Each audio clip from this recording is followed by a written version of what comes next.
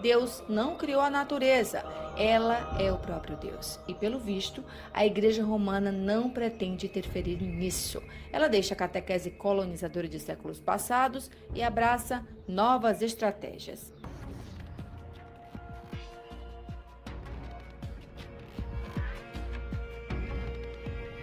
O item 75 do documento publicado no site oficial do evento destaca ações que fogem à tradição católica, como a conexão com espíritos.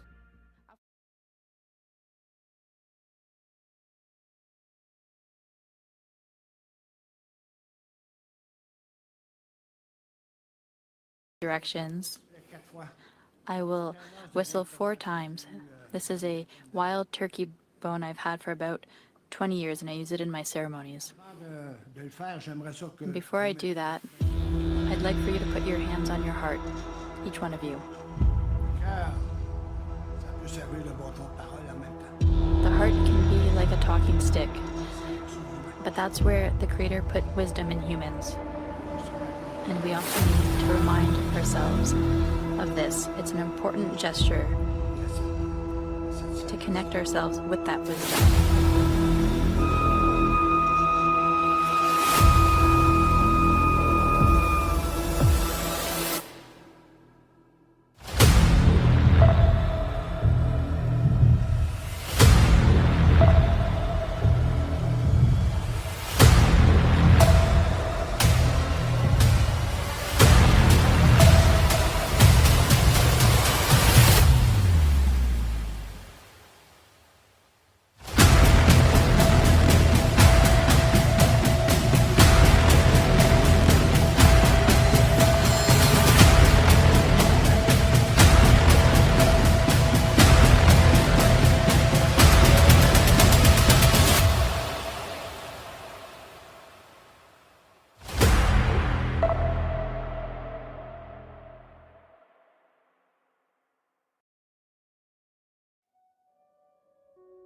Realmente, é algo de notório e de grande valor o atual cenário católico que se atenta para a infiltração comunistas nas fileiras do clero. Isso se deu graças às variadas fontes e vastos arsenais de livros vulgarizados pelo meio tradicional. Contudo, estranhamente, essa divulgação ficou tão superestimada ao ponto de se transformar em uma das camuflagens do inimigo. Hoje, praticamente, todo o meio tradicional que se preze de influência só se fixa na parte comunista da infiltração e deixa no esquecimento uma outra parte mais astuta e antiga. Sabemos que paira na guerra santa intelectual uma negligência premeditada sobre um outro inimigo terrivelmente mais ardiloso e perigoso. Nada se pronuncia sobre esta outra infiltração que é mais sutil, mais silenciosa e mais satânica. E de fato, foi ela que triunfou no Conciliábulo Vaticano II e triunfa atualmente nos meios tradicionais. Mas isso se encerrará no dia de hoje, pela graça de Deus e para a maior honra de Nossa Senhora. Para o horror daqueles que se infiltraram na fraternidade sacerdotal São Pio X, a oposição controlada que adormeceu os católicos diante da besta do novo Zordo, para a justiça a pessoa de Monsenhor Tuque, trapaceado e enganado por víboras do anticristo, e também para mais evidenciar a negligência gravíssima e um tanto suspeita que agora ronda em nossos meios na figura de pessoas como o Padre Ricossi, aquele que ressuscitou a tese de Cassitiaco das catacumbas do esquecimento. Hoje os católicos hão de conhecer e se aprofundar no inimigo esquecido e propositadamente silenciado: a maçonaria Rosa Cruz, a seita anglicana, a cabala judaica e o satanismo que tomaram posse da sé do Beatíssimo Pedro e erguem dia após dia o trono da abominação e da piedade.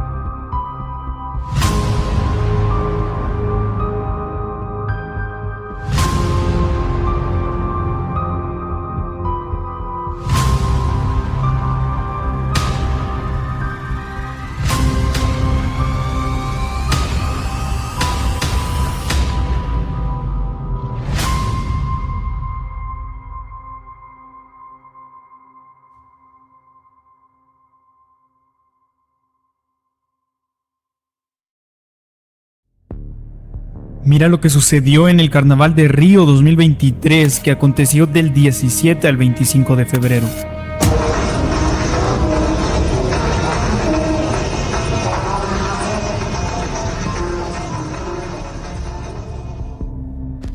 Adoración a Satanás. Trataron de burlarse de Cristo. Burla a la creación de Dios.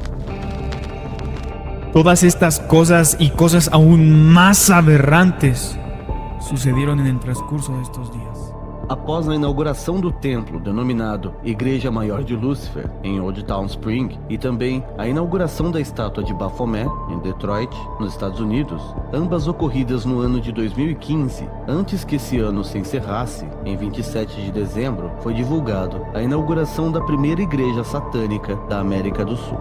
Liderada pelo satanista Damien Victor Rosso, que se intitula um pastor luciferiano, foi inaugurado o Templo Sementes da Luz, na cidade de Quindío, Colômbia.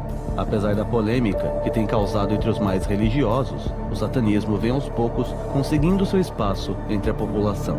Assim como conseguiu recentemente ser reconhecido como religião nos Estados Unidos, obtendo os mesmos direitos das demais doutrinas.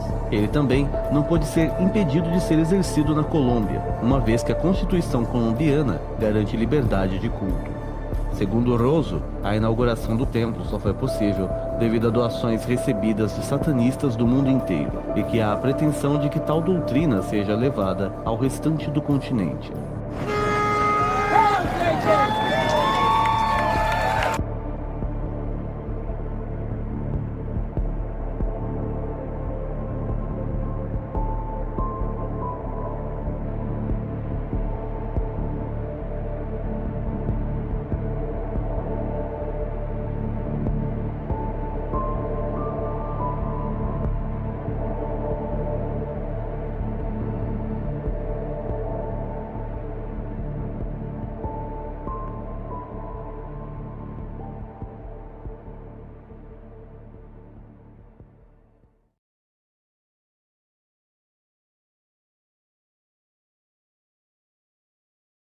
Antes da vinda de nosso Senhor Jesus Cristo, no mundo se dilatava dia após dia o paganismo, as falsas religiões e os truques mágicos satânicos.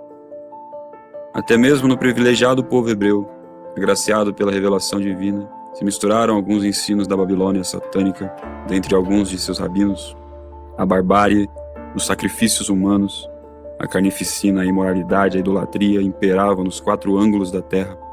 Então Deus envia seu Filho para nos redimir e nos salvar dessa tragédia. Eis que pela vitória da cruz, Cristo libertou os homens da escravidão de Satanás e ao mesmo tempo pagou a dívida que devia à descendência de Adão. A justiça divina, quando o Cordeiro de Deus derramou seu preciosíssimo sangue para expiar os nossos pecados. Estabeleceu a sua santa igreja, que permanecerá viva até o fim dos tempos. E século após século o diabo tenta destruir a obra de nosso Senhor, com todas as armas que lhe são possíveis. O pai da mentira se deu conta que a morte cruenta e os castigos pavorosos não conseguiram triunfar, mas muito pelo contrário. O sangue do martírio era semente de novos cristãos. Nem as heresias, nem os cismas, armas mais sofisticadas que, mesmo apesar do estrago causado, não conseguiram frear a dilatação da puríssima doutrina de Cristo dentre os povos. Descobriu o diabo que a forma mais eficaz era a infiltração sistemática no clero, e com isso a subversão total dos valores da sociedade cristã. Destruídos os reinos católicos que protegiam o papado, conseguiu barganhar o relaxamento para a aceitação da democracia demagoga maçônica, e assim controlar a sociedade cristã secular. Para mais fácil transpassar os muros de Roma, até chegar à sua tão almejada revolução no Conciliábulo Vaticano II. Vivemos agora uma sociedade sem a moral cristã e sem um Papa católico para nos guiar, reinando assim a confusão e a mentira, o reinado satânico social. É um castigo de Deus para os nossos tempos. Deus agora deseja mais do que nunca que os católicos estudem a doutrina e o magistério de todos os tempos, se quiserem se salvar e seguir por uma via segura. Se é certo que não reina um Papa católico na cátedra de Pedro, o que será então que se assenta lá? sem nenhuma sombra de dúvidas, é um servo da serpente. E os servos da serpente são conhecidos por deixar sua marca e assinatura, onde quer que toquem suas mãos ecumênicas. Um relatório divulgado hoje mostrou que autoridades do Vaticano, incluindo o Papa João Paulo II, sabiam de crimes sexuais cometidos por um arcebispo dos Estados Unidos. Mesmo assim, deixaram que ele conquistasse cargos importantes dentro da Igreja Católica. O Papa João Paulo II foi avisado dos supostos crimes de abuso sexual contra menores cometidos pelo arcebispo Theodore McCarrick. É o que mostra um relatório com 460 páginas feito pelo próprio Vaticano. Em vez de investigar, o ex-papa ainda promoveu o autor dos abusos. Um segundo relatório cita outros integrantes com grande influência na Igreja Católica que seguiram a mesma postura do Papa João Paulo II. O documento diz que muitos se preocuparam mais com a imagem da igreja do que com as vítimas dos abusos. Entre eles, o líder mais antigo da instituição na Inglaterra e no país de Gales, Vincent Nichols. Ele disse que enviou uma carta de renúncia ao Papa Francisco que o orientou a continuar no cargo. O inquérito calcula que por ano são registradas cerca de 100 denúncias desse tipo. Mas os autores do estudo acreditam que o número deve ser ainda maior, porque muitas vítimas não têm coragem de denunciar. O relatório divulgado hoje acusa o Papa Bento XVI de acobertar casos de pedofilia na Alemanha na época em que ele era arcebispo de Munique. Isso entre 1977 e 1982. O Papa nega as acusações. Segundo o relatório, Bento XVI, na época cardeal Joseph Ratzinger, soube do abuso sexual contra pelo menos 4 vítimas e não teria feito nada para punir os abusadores. Martin Pusch, um dos advogados que participou das investigações, afirmou que 2 desses abusos foram cometidos durante o mandato do então cardeal, que os abusadores continuaram ativos na pastoral e que não houve interesse em cumprir a lei do Vaticano para esse tipo de crime e nem em ajudar as vítimas. Ele também disse que, apesar de Bento XVI afirmar que não soube dos crimes, é difícil conciliar a defesa do ex-pontífice com os fatos do caso. O relatório investigou abusos sexuais na Arquidiocese de Munique entre 1945 e 2019 e concluiu que, nesse período, ao menos 497 pessoas foram vítimas de abusos, a maioria jovens do sexo masculino. Em 2018, a Igreja da Alemanha pediu perdão às vítimas depois que um relatório apontou que cerca de 3.700 pessoas foram abusadas por clérigos. Presentado como el apóstol de la juventud por parte de Juan Pablo II, su protector y bendecido por Pío XII, Marcial Maciel Degollado fue líder y fundador de la congregación Legionarios de Cristo, fundado en enero de 1941.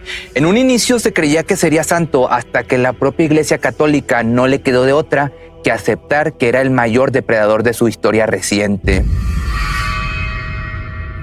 Este es el caso de Marcial Maciel Degollado.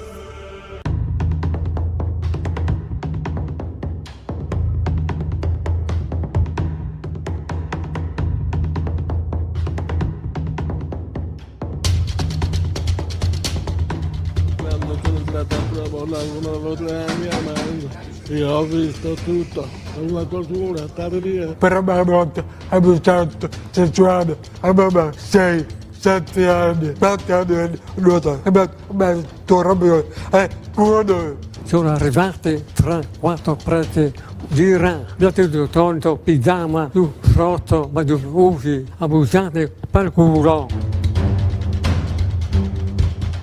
Diceva di aprire la bocca, mi faceva schifo. Gli abusi continuavano su anche se da masso, mi metteva le dita addietro, mi ha infilata tutto dentro, violenza. Io non capivo, ero talmente piccolo.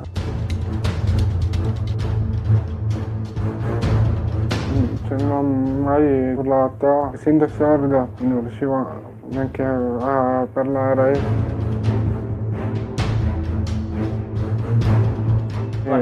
parlavi proprio? No, non neanche sentiva la mia voce.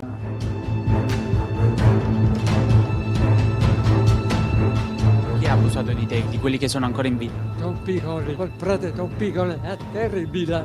Io tante volte mi ha ritornato torna per pensione, nuoto, quando Come si chiama? torna a cielo per code. Ci siamo persi, non ci ricordiamo più. Don Piccoli, che stanza è? Piccoli. Abbiamo la colpa sovrabbonda la tua misericordia in Cristo nostro Salvatore. Avanti! Chi che conosce questi risultati? Perché non li conosco io. Siamo suoi ex studenti dell'istituto. Sì? Sì. Ex studenti? Ex.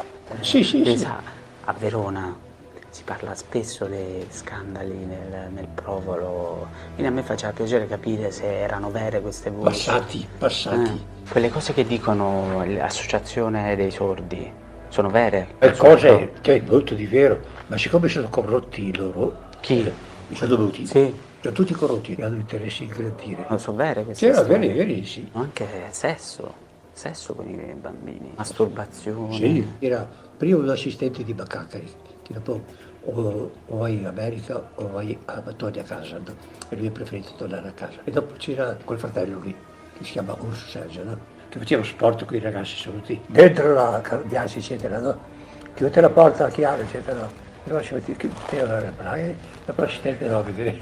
Che andava a vedere? Porca madonna mia! Che faceva? Visitava lui e dopo Visitava? Visitava dopo com'era, eccetera. Ah, allungava le mani? Beh, anche, prendeva anche il membro maschile, tutto quanto.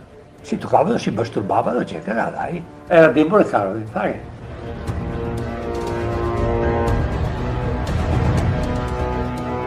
Dopo che era Spinelli, dicevano scarsi di mano, c'è da un rido, dopo c'era da un nanino, cerca moto adesso. Ma c'era il professionista. Cioè abusava?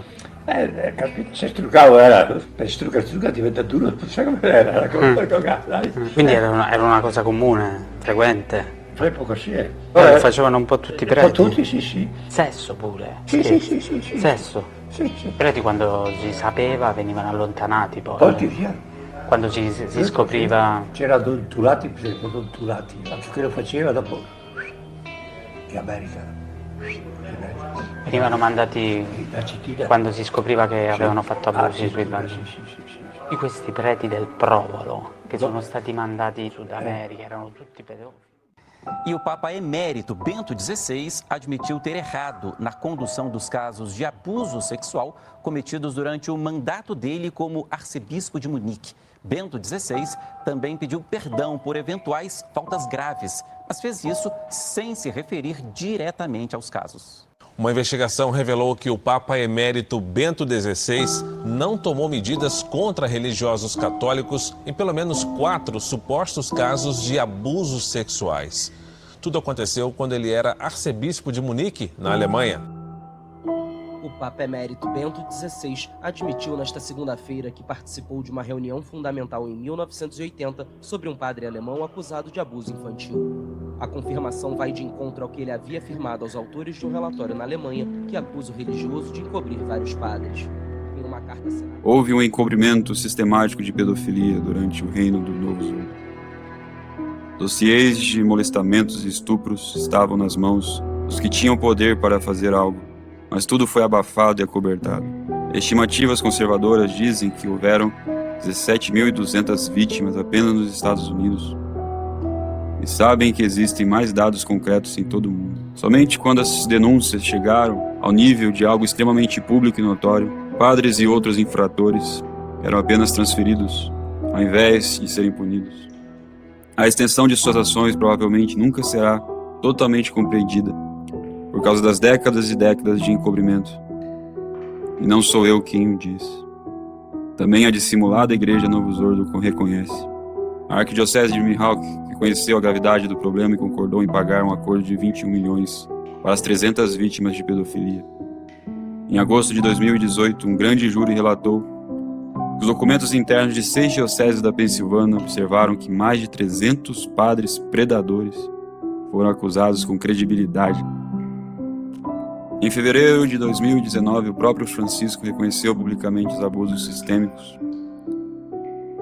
O antipapa João Paulo II, Papa da Juventude, tem a marca registrada de ter tido governo onde o recorde de denúncias de pedofilia chegou a níveis estratosféricos nunca antes jamais vistos.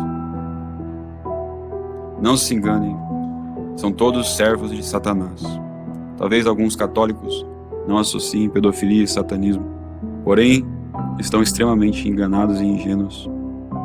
Tal associação é certa, e para piorar as coisas, sabemos que o satanismo é a religião de grande parte das elites que hoje lideram o mundo. Escondido da luz do mundo, em suas ilhas e cavernas, os ocultistas e satanistas, filhos da nova era, influenciados pela cabala, vão praticando seus rituais que clamam aos céus por vingança.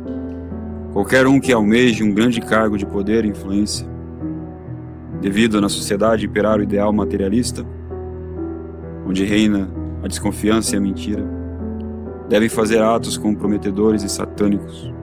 Assim controlam os candidatos a tais cargos quando participam de algum desses rituais. E tudo ali ficando registrado e confiado aos superiores, a elite iluminada vai deste modo, os dominando e controlando. Eles são marionetes movidas por meio de chantagem e de ameaças.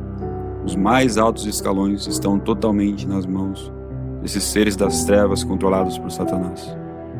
A polícia do Rio Grande do Sul tenta descobrir a identidade de 2 crianças que foram sacrificadas no ritual satânico. 3 suspeitos foram presos. O templo satânico funciona nesta casa, em um bairro afastado de Gravataí, na Grande Porto Alegre. O portão segue fechado desde que o suposto líder da seita foi preso na semana passada. A única movimentação é da responsável por tratar os cachorros, que não quis comentar o caso. A principal linha de investigação aponta que o bruxo preso é suspeito de sacrificar 2 crianças dentro do templo.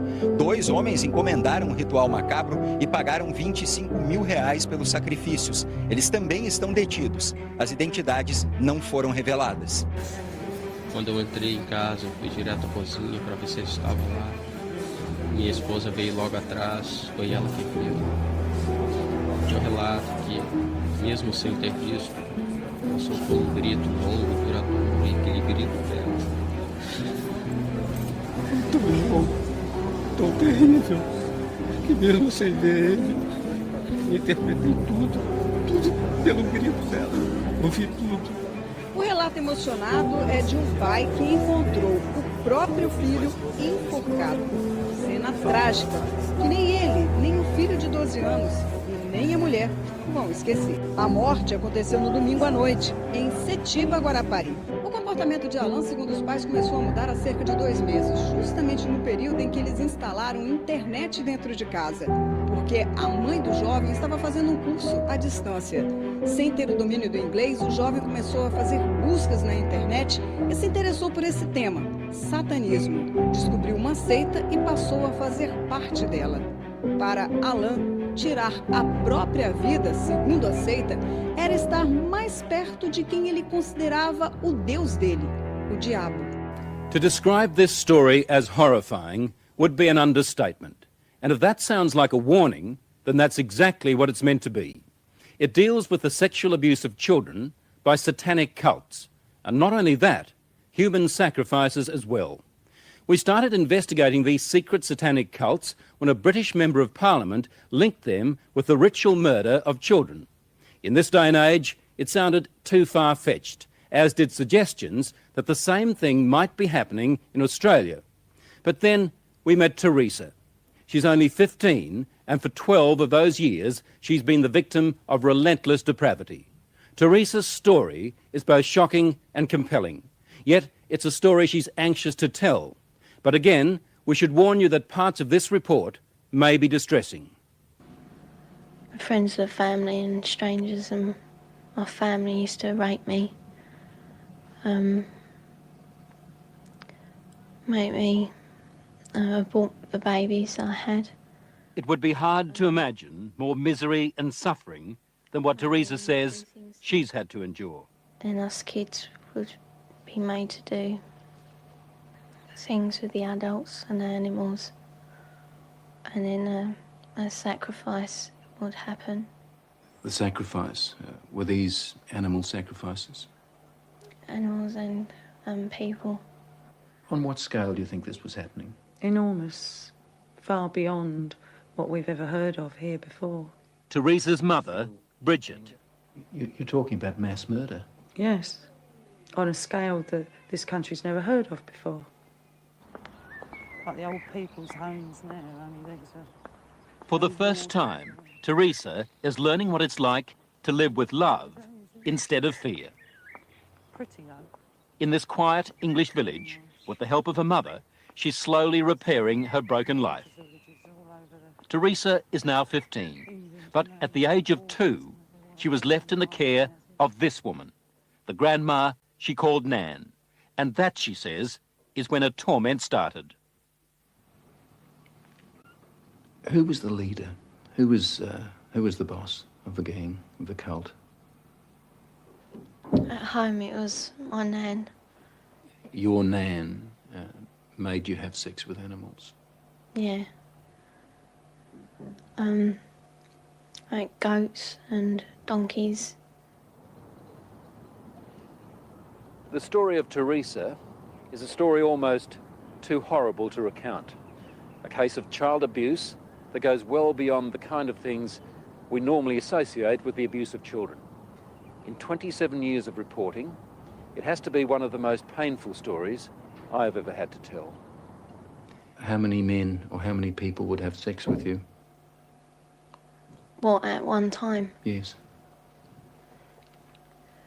About everyone who was there, which must have been about 20. You know, from 10 to 20 people. If it was a big ceremony, it used to be 30. What would your grandma be doing when these men were forcing themselves on you? Usually laughing. Or smiling. Or having sex with another man. Or other men.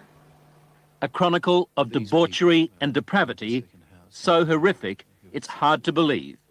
You have to ask yourself, could Teresa be just making it up? No. I know what's true and what's not. No, I know what I saw. Children don't make up elaborate lies that this would have to be if it was a lie, which I know it is not. It isn't. This couldn't be a terrible dream, a nightmare that you're reliving. No. It's no dream. It's a nightmare, but it's not one you can wake up from. It's there all the time. This really happened, you're quite sure of that? Yeah. The police don't think Teresa made up a story. Some of the cult members are to stand trial. 5 men have been charged with rape. As for Nan, the grandmother, she's 61 and lives in this council flat in South London. She's charged on 7 counts of aiding and abetting rape and 2 counts of performing abortions on Teresa. If you're finding this hard to believe, so did I at first. But then there are the medical reports, evidence of sustained sexual abuse. And there's this, a statement prepared for 60 Minutes by Teresa's psychiatrist.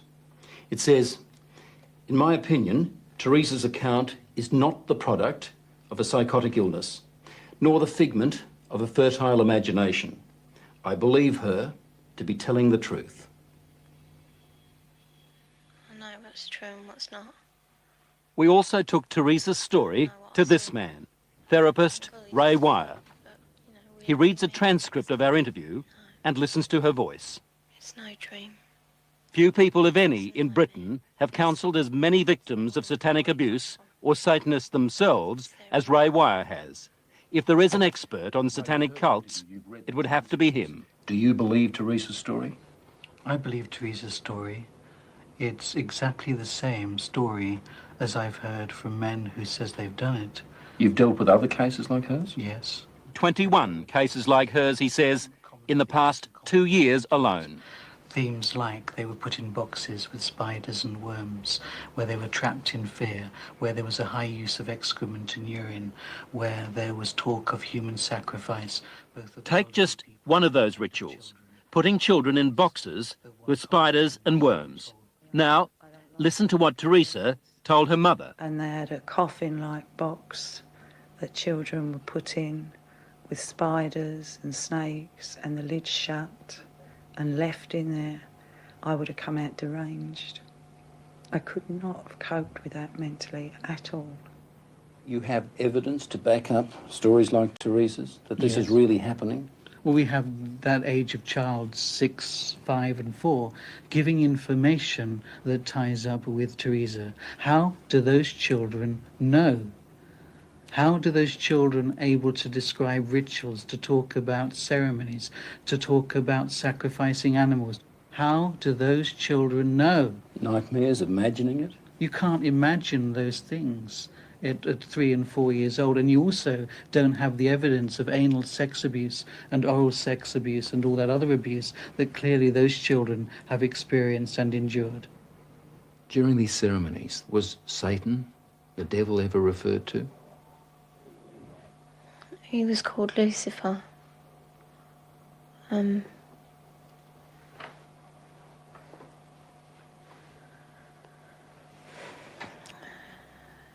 What did they say about the devil, about Lucifer? That killing the people made him happy. Sacrifices to please the devil. According to Teresa, the worst rituals took place at a house somewhere in the country. It was big, expensive. From the front, it looked like a castle. It had a long drive and big double wooden doors. Do you think they were rich people then? Very rich.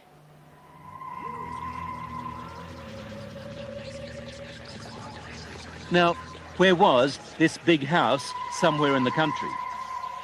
Teresa says she can't take the police there because the Satanists made sure she'd never know how to find it.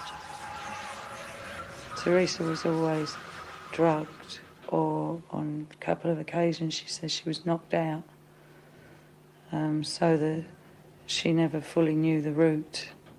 There was a tramp who was brought in once, and he was killed. He was cut from his throat down to his stomach, and they ate him, or bits of him. They killed a man at a ceremony? Yeah. In front of you? Yeah, in front of all of us. Did the tramp, did this man fight back? No, I think he was, drunk or something. He seemed really dopey. He was laughing a lot when he was brought in. And he started screaming when they began to cut. But after a while, he died. I'd seen a few killings before then. Although I wasn't used to it, that was the worst one. I really don't know what I thought. I suppose I thought, thank God it's not me. Let me get this right now. Are you saying that you saw more than one person killed in that house? Yeah. I've seen loads of babies killed there, just newborn babies, or aborted ones which were only small. 4-year-olds. Any age, really. Did they ever say they might kill you? They threatened to kill my little girl, who, when I left, was still at the house. A friend? Huh? What little girl? My little girl, Alex. She's about 4 now. You mean you had a child? Yeah. How old were you when you had that child? 11. Motherhood at the age of 11. I never But from what Teresa told her mother, it wasn't the only pregnancy. We think about 7 or 8 times. It's hard to say. It was constantly happening from the time she was capable of being pregnant. What happened to the pregnancies, to the babies? They were aborted by my nan or by one of the doctors at the house. There were doctors there at that house? Yeah, there was 2, I think. Yeah, and a nurse. What would happen to the fetuses, the unborn babies? They used to be taken away most of the time, and one time the baby was taken out of me and then killed in front of me because it was still alive. And then, what would happen? Well, after they killed it, they would eat it. But we were also made to eat it. You were made to eat your own fetus? Yeah. Who made you do this? My nan. You'd think the one person in the world you could leave a little girl with would be Grandma. Someone to give her love and protect her from harm. Yet, when Teresa was left to live with her grandmother, they might as well have handed her to the devil himself. Grandmothers, I mean, the vision it conjures up for you, a sweet old lady with grey hair, rosy cheeks, holding her arms out to love her grandchildren. And it was exactly the reverse. But why was Teresa living with Nan in the first place and not with her mother? Well, when my first marriage broke up, I took the children with me and couldn't cope. So I gave them to their father, who in turn moved to his mother's. And to Nan's place? Yeah. And when he left the Nan's place, he left the children there. How do you feel now towards her grandma and the other people who did all those things to your daughter? They disgust me. They are the worst form of life this earth has had the misfortune to create. Vile. Did you ever try to run away? You must have been frightened. A couple of times I did, but my uncle, he caught me and brought me back. Going to the police? Did that occur to you? No. No. I thought it was normal, you know, even though I didn't like it. You know, I mean, you don't like to eat greens, but you know, somehow, I thought it was just her being called to be kind or something like that. She said to me it was something that everybody did, she thought, you know, like you don't like going to school or the dentist, you don't like going to the black masses. It was never any different. I didn't have nothing to compare it to. All part of life, Teresa thought. Even a miscarriage one day at school. Yeah, I asked the teacher if I could go to the toilet, and she allowed me out. I went into the toilet and the baby was in my knickers. I thought it was dead, but it wasn't. It was still moving. And yet no one at school knew? No. Saw anything? No. Or if they did, they didn't say. No, she was treated for a high temperature, fever, nothing more. What did she do with the baby?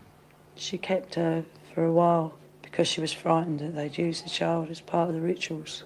So she turned the pencil case into a little coffin. Apparently she put roses in to make her smell sweet, put a letter with her, pictures of herself and her brother, a picture of me. And then I put it down the chute because I didn't want my nan to get it. As we said earlier, The police have already charged some members of the cult, and we know they're also investigating Teresa's accounts of those ritual killings. If there were as many as she told us, then the Satanists had a problem. How did they get rid of the bodies? They had a tub, you know, pretty big, I don't know. A very big tub, and they used to put the bodies and bones in there. And it used to go like, you know, fizzy and that. And then there was nothing left. Well, there didn't seem to be, but when they cleared it out, there used to be a sludge at the bottom. Teresa's story, her account, doesn't really surprise you. It doesn't surprise me in the light of satanic abuse now. Do you get frustrated with people who just won't accept that these things do happen? Yes, because I've worked with murderers in prisons for years. Not that long ago, a boy was found in a forest in southern England without a head. We have no doubts that men can do that. And yet when we start talking about men within Satanism who actually believe in evil and it's the right to express evil, we suddenly have a doubt. As I was leaving Teresa's place, she handed me this note. It's addressed to the film crew. She says, "Thanks for bothering to help kids like me. I hope it helps." On the other side, there's a poem Teresa made up while she was staying at Nan's place. She calls it Nothing Left. Nothing left. I would scream, but there is no voice left. I would cry, but there are no tears left. I'd fight, but there is no strength left. That was just part of our investigation of Satanism in Britain. We're also gathering evidence about the activities of such cults here in Australia. Em nossos tempos, uma grande batalha se trava para transformar o pedófilo em um doente psiquiátrico como outro qualquer, com o objetivo de fazer as leis serem mais suaves e brandas a eles. Criminosos covardes que têm pavor da condenação à pena de morte, que deveria ser aceita perante tal crime em qualquer sociedade sã e católica. Como os servos da serpente conseguiram chegar a tão elevados postos da hierarquia eclesiástica? Essa é uma longa história de uma guerra com várias frentes de batalha. Vamos nos aprofundar em uma dessas frentes que foram derrotadas. Podemos começar com a revolta de Henrique VIII da Inglaterra. Foi lá onde o diabo conseguiu amalgamar suas forças e enviá-las a toda a Europa. Adentraremos um pouco na história satânica do ocultismo, sobre a maçonaria Rosa Cruz e alguns personagens chaves nessa história. As ideias têm raízes e têm suas consequências, como veremos.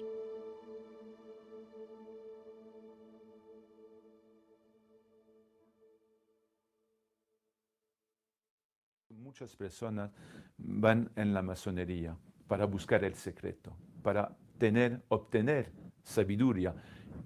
Obtener sabiduría no es otra cosa que obtener una potencia y un poder y una red también profesional. La segunda cosa es que la curiosidad va con el orgullo.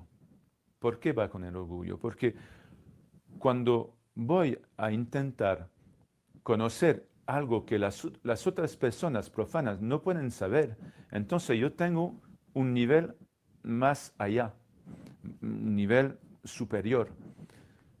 Y eso es el orgullo. Y el orgullo no es otra cosa que el pecado preferido de Lucifer.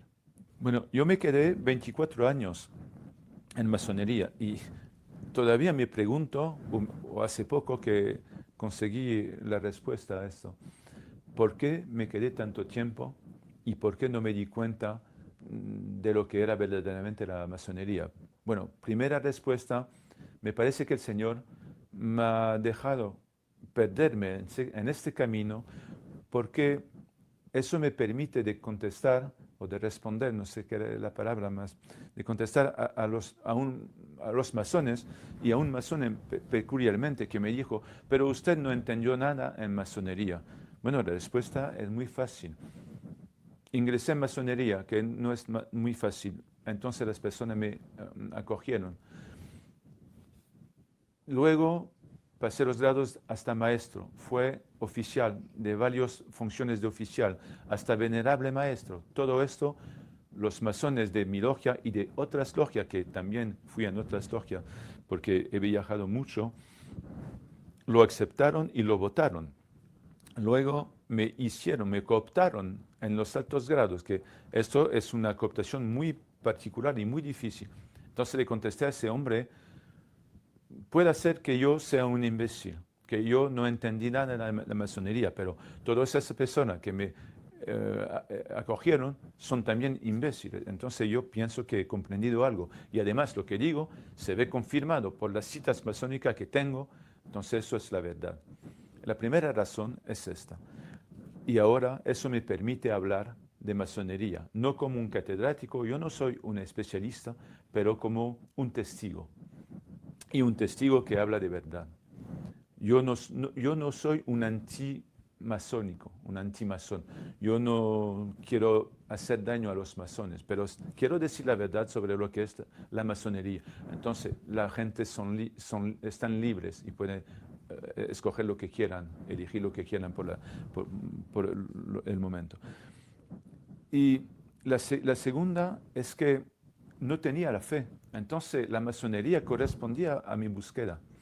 Yo buscaba algo para comprender lo que es la vida, lo que es la conciencia, y pensaba encontrarlo en la masonería, pero eso no se encuentra. La masonería habla de sabiduría, pero esa sabiduría es verdaderamente la sabiduría que se encuentra en el árbol del paraíso. Es la sabiduría luciferiana, ser como un Dios. Yo tengo en mi libro un extracto de lo que se llama una plancha, una relación masónica, se llama plancha. Y esa plancha dice que, sobre todo el grado que yo conseguí y iba a dejar para superarlo, el grado 12, que es gran maestro arquitecto, es el grado principal para ser como un Dios, ser sí mismo un Dios. Es esta la sabiduría. Y es una blasfemia, una herejía además. Eso es el segundo punto. Y además me quedé 24 años porque yo no sabía que estaba esperando Cristo. No sabía que estaba esperando la intercesión de María. Y todo esto, todo ese afán en la masonería se cayó brutalmente en Lourdes, cuando yo mismo me caí físicamente en Lourdes ante la Virgen María. Hay 3 clases de masones. Bueno, eso no es un punto de vista de estadísticas matemáticas, pero es mi experiencia. Hay unos 15 o 20% de masones que son interesados únicamente por las redes profesionales, políticos, y que eso funciona muy bien.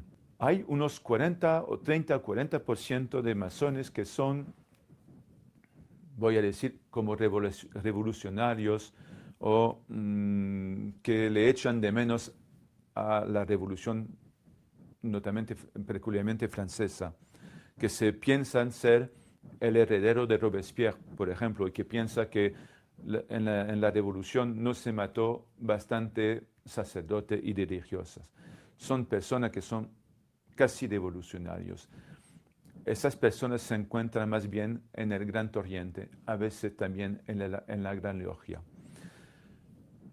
Y la tercera categoría de personas son personas, pienso que yo fui una de esas personas que buscan, pero han sido engañadas por la masonería. Y a veces hay personas que se van de la masonería sin volver, por ejemplo, a la fe, pero únicamente porque se han sentido engañadas y no han encontrado nada. Mientras tanto, esas 3 categorías sirven Lucifer sin saberlo. ¿Por qué? Porque la primera son personas muy orgullosas y que buscan el poder. Y el poder es un pecado del cual se sirve Lucifer. La segunda parte es una categoría de revolución permanente, como se puede llamar, por ejemplo, la revolución de Rusia, que quiere derrumbar la Iglesia Católica y sobre todo el derecho divino, el derecho natural.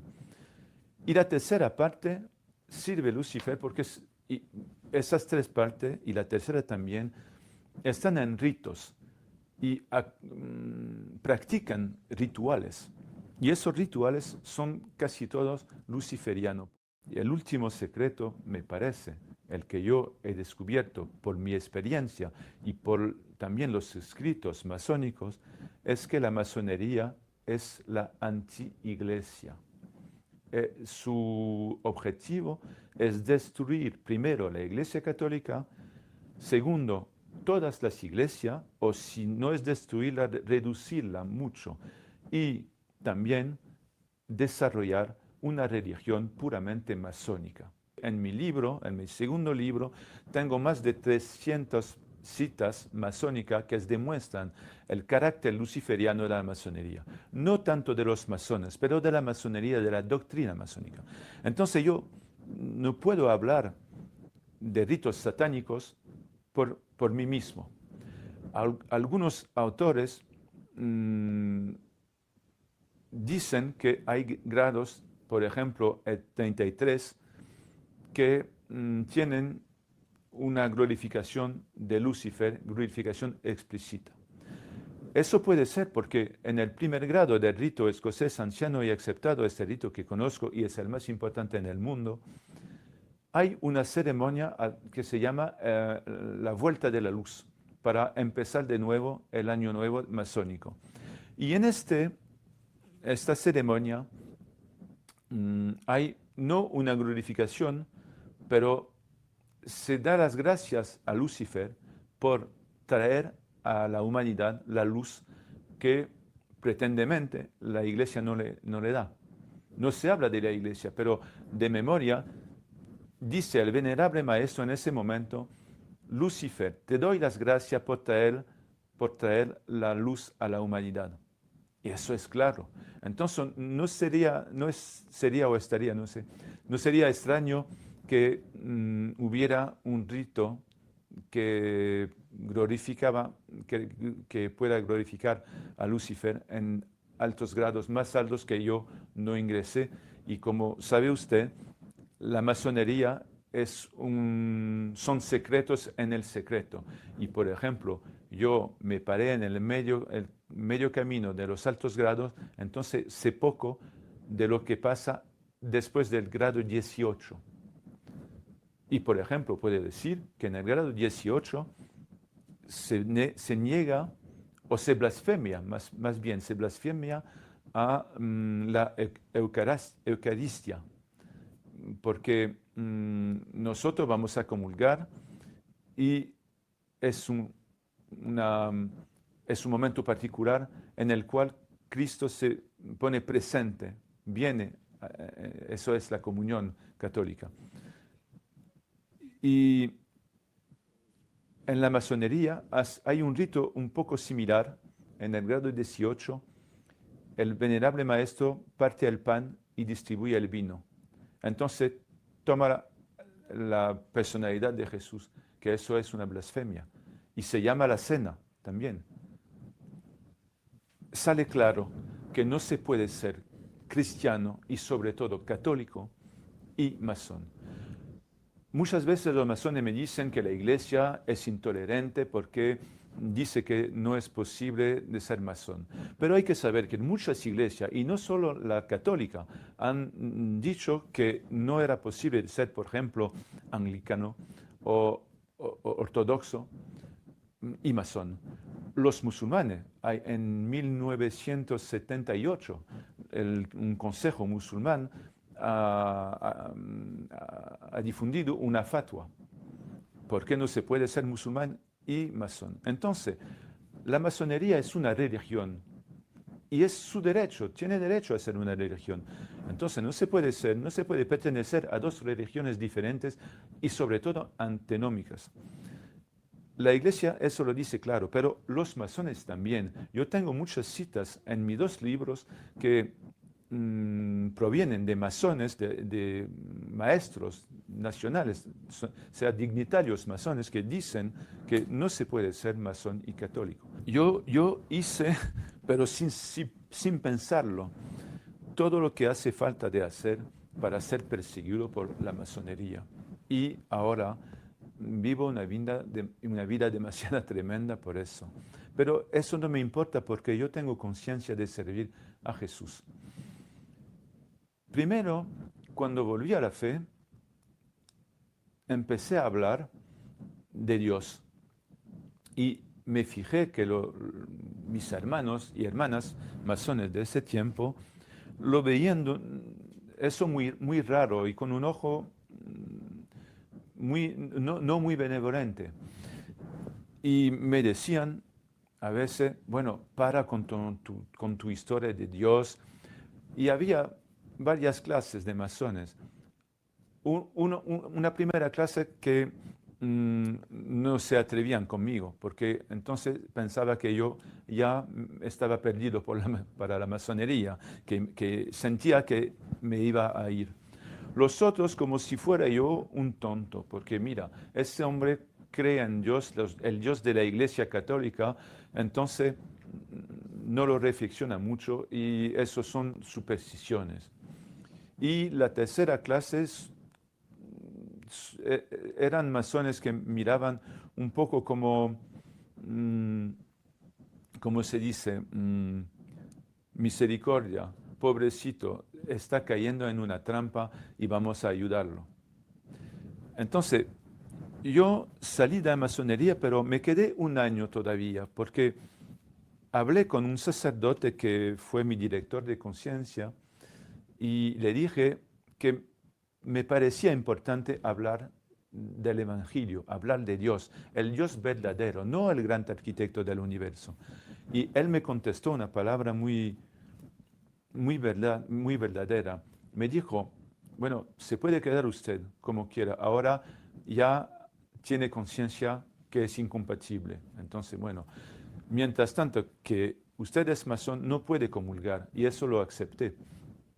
Y me quedé y averigüé que lo que me dijo era verdad. Me dijo él que para hablar hay que ser entendido y oído. Y esas personas de la masonería están tan cogida,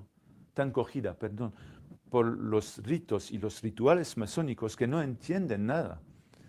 Me acuerdo que, por ejemplo, me pidieron de hacer una plancha masónica del grado 12, cuyo título, cuyo tema era ¿por qué el gran maestro arquitecto puede glorificar? No, perdón.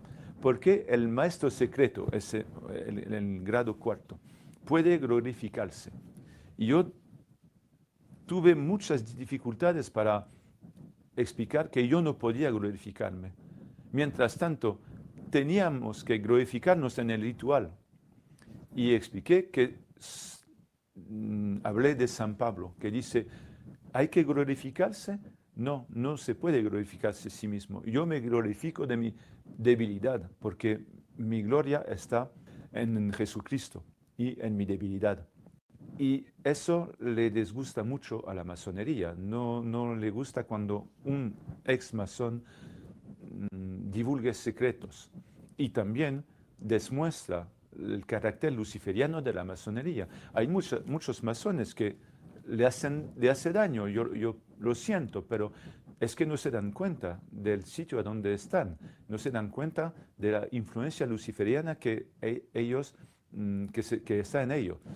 Y bueno, el último punto es que yo he denunciado en mi trabajo mercados públicos entrampados, y eso, en estos mercados había una mezcla de política y de masonería. Entonces todo esto, quitar la masonería, perdí todos mis apoyos, escribir sobre la masonería, denunciar también trampas políticas y masónicas, hace que ahora tengo muchos enemigos en la masonería, pero eso no me importa porque me encontré un amigo en Cristo y una amiga en la Virgen que nadie puede superar esto. lo he todo perdido en el plan material, profesional, pero he encontrado una espiritualidad que nunca se puede encontrar en la masonería. Estaba yo reconocido como un profesional excelente. Ahora estoy en el paro. Se despidieron de mí. Entonces, cuando se sabe que mis amos eran todos y son todos masones y tienen el mando de la administración en donde yo trabajaba, se puede entender que esa represión fue también en el medio profesional. Esos masones dirigieron amenazas contra mí. No me la dirigieron directamente, pero me amenazaron de problemas, incluso físicos. Bueno, eso no lo temo. Yo pienso que esas personas están perdidas y yo sigo rezando para ellas. Es una religión con sus propios dogmas, aunque la masonería se declare adogmática. Es una religión y además es un sistema político. Y ese sistema político se ve claramente en Francia que desde por lo menos 3 siglos está en el poder. Está en el poder y lo tremendo es que una minoría de personas tratan de imponer sus puntos de vista a la mayoría. Por ejemplo, voy a darle una cita o dos, muy importante. Fred Zeller, que era gran maestro del Gran Oriente de Francia, dice: los masones defienden en el Parlamento los partidos de la masonería. En términos diferentes, nuestros hermanos parlamentarios están encargados de llevar hasta el Parlamento los datos elaborados en el seno de nuestras logias. Eso es el Gran Oriente. Entonces, bien, vamos a decir que el Gran Oriente es la parte la más política de la masonería. Pero Pierre Simon, que fue gran maestro de la Gran Logia, que es una logia más bien deísta, que dice muchas veces que ella busca la sabiduría, pero no hace política. Pierre Simon decía en una emisión en el año 2000, lo que tratamos de transformar es la sociedad. Son los hermanos de la Gran Logia de Francia que se hallaron en el origen de las transformaciones legislativas. Y la última que ha sido propuesta al pueblo francés es la de la eutanasia. Eso es una entrevista de Pierre Simon en 2000. Bueno, ¿qué es la fraternidad parlamentaria? Es un conjunto de masones de todas obediencia. Por eso se confirma bien que hay una masonería, no hay varias masonerías. Hay una masonería con una doctrina masónica, hermetista oculta, más bien gnóstica cuando es deísta, y esa masonería intenta influir en las leyes. Esa parlamentaria tiene unos 20 o 25% de los parlamentarios franceses, de derecha o de izquierda. Y no se cuenta con los parlamentarios que son masones y que no hacen parte de la masonería, de la fraternidad parlamentaria. Entonces, por lo menos tenemos 25%. Eso son datos que yo no lo invento. La cita de Bernard Sauger, presidente de la Fraternidad Parlamentaria de Francia. Si consigo desempeñar mi papel, parlamentarios de derecha y de izquierda votarán juntos sobre sujetos de sociedad. Los sujetos de sociedad para la masonería son el aborto, la eutanasia, el matrimonio homosexual, etc. Entonces, no puede extrañarnos que, por ejemplo, el matrimonio homosexual ha llegado en la ley francesa. Yo tengo cifras que no son mías, que son oficiales, del número de miembros de la masonería en Francia. Aproximadamente son 150 o 170.000 masones en Francia. Eso, si se compara con la población francesa, son 1,03% de los franceses adultos, o sea, de los franceses que votan, que pertenecen a partido político. Entonces hay que subrayar, me parece, que una ínfime minoría de personas, que son los masones, quieren imponer a la mayoría sus ideas masónicas. ¿Y por qué sus ideas masónicas? Porque toda política, me parece, apoyarse en por lo menos, lo que se puede llamar una filosofía. No hay política sin filosofía, sea sin ideas de lo que es la sociedad, la economía y todo esto. Lo que me interesó cuando ingresé a la masonería era sobre todo que la masonería se presenta como un conjunto, una doctrina, un camino que puede llevar una persona que no sabe nada y que se pregunta muchas cosas hacia una sabiduría suprema. Por ejemplo, sabiduría en francés se dice connaissance, con una C mayúscula. No se trata del conocimiento personal como una análisis, una psicanálisis, no.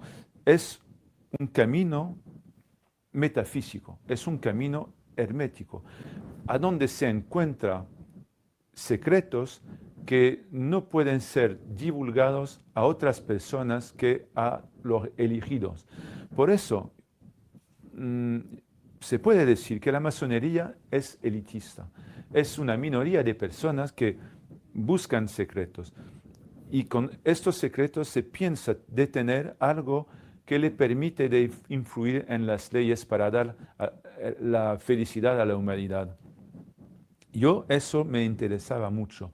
Y además, también hay algo que se puede llamar el orgullo, porque cuando tú ingresas a un conjunto a donde te dicen que tú vas a ayudar a la humanidad, entonces tú tomas mucha importancia en la humanidad. Tú eres el que sabe y los otros no saben. Por ejemplo, explico en mi primer libro que cuando volví a mi oficio por la mañana siguiente la iniciación, mirabas a todas las personas que trabajaban y yo pensaba, ellos no saben nada. Yo ahora empiezo a saber. Yo he visto la luz masónica, yo he visto la verdad de la pregunta que tenemos, la respuesta que tenemos a la pregunta que nosotros tenemos todos, ¿por qué estamos aquí? Voy a conocer el secreto último, sea en varios años, pero lo conseguiré. Y eso es muy importante porque permite a la masonería de engañar a muchas personas y de hacerle ingresar. Por ejemplo, la palabra de Dios a veces no se entiende. No se entiende porque no es un secreto, pero es un misterio. Y ante ese misterio tenemos únicamente que ponernos de rodilla y rezar y pedirle a Dios que nos haga misericordia.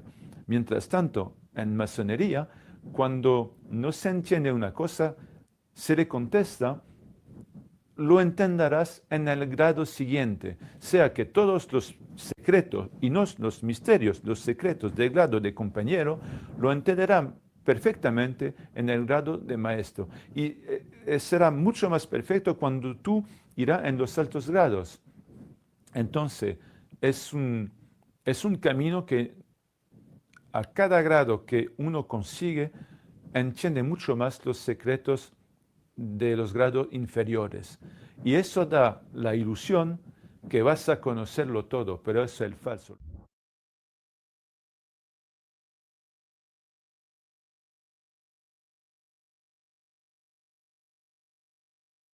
As vítimas eram todas mulheres, com idades entre 15 e 16 anos, que estavam na 7ª série, ensino fundamental e médio. Elas gritavam, saiam, Eu vou matar vocês todos. 20 estudantes foram hospitalizadas com crises de ansiedade depois de supostamente brincar com um tabuleiro Ouija na escola. Agora, de acordo com vários relatos, as garotas sofrem desmaios, ansiedade e outros sintomas depois de brincar com o jogo de tabuleiro. Sabemos pelo magistério que o ocultismo é a prática dos adoradores do diabo. Contudo, a maioria dos ocultistas se define e engana os seus iniciados dizendo que significa apenas, entre aspas, o estudo do conhecimento oculto, que não adoram o diabo, que os ocultistas tendem a estudar e praticar sistemas de informação que afirmam levar a experiência direta de Deus ou dos reinos espirituais, ou que afirmam manifestar objetivos físicos por meio de métodos não físicos ou parcialmente físicos. Significa magia, uma palavra que tem múltiplas definições entre os ocultistas. There are two ways to talk about occultism in the Catholic Church. You could ramble about conspiracy theories, or you could talk about what's actually there. This book does the latter. The Magic of Catholicism. Real magic for devout Catholics. Learn how Catholicism is an initiatory magical system. Learn how magic pervades every aspect of Catholic theology. Learn how the Church implements her magic in actual practice. And most importantly, learn how to make this magic work for you. The Magic of Catholicism. Por outro lado, os estudiosos geralmente definem gnosticismo como uma constelação diversificada de movimentos judaicos intertestamentários e hereges primitivos que enfatizam a experiência pessoal e a gnose, ao invés da ortodoxia do credo. As características do gnosticismo clássico tendiam a incluir, mas não se limitavam, a uma separação entre o conhecimento vulgar e o iniciado, um dualismo separando o verdadeiro Deus incognoscível do demiurgo que fez o universo físico, um sistema de esferas do espiritual separado das esferas do material, e uma espécie de sistema pelo qual uma alma individual pode aprender a transcender e tornar-se livre do reino da matéria. Embora principalmente associado ao cristianismo dos 3 primeiros séculos, na imaginação comum, o interesse pelo gnosticismo viu seu renascimento em França, no século XX, mais ou menos na mesma época em que surgia o renascimento ocultista vitoriano na Inglaterra.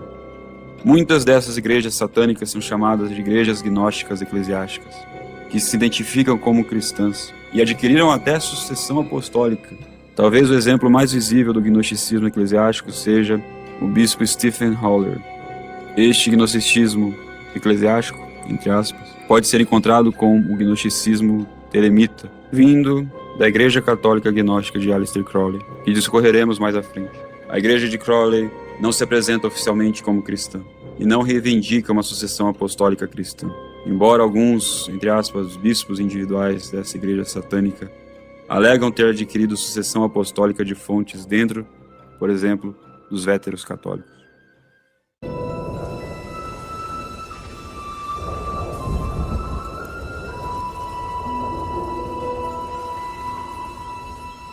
Aos 30 anos, ele teve a visão que selou seu destino. Nesse sonho, ele acordou em um mundo contido dentro de uma tigela limitante de estrelas. Esse era o cosmos da época de Bruno.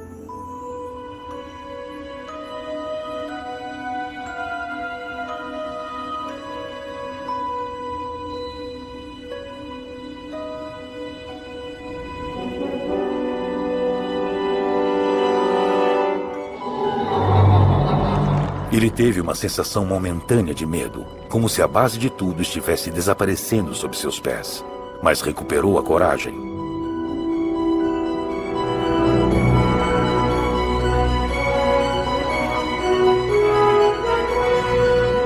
Abri asas confiantes no espaço e elevei-me em direção ao infinito, deixando para trás tudo o que os outros se esforçavam para ver ao longe. Aqui não há em cima, embaixo, não há beira nem centro. Bruno tornou-se pregador, propagando o evangelho do infinito por toda a Europa, Ele pensou que outros adoradores de Deus naturalmente abraçariam essa visão maior e mais gloriosa da criação. Mas que tolo fui eu.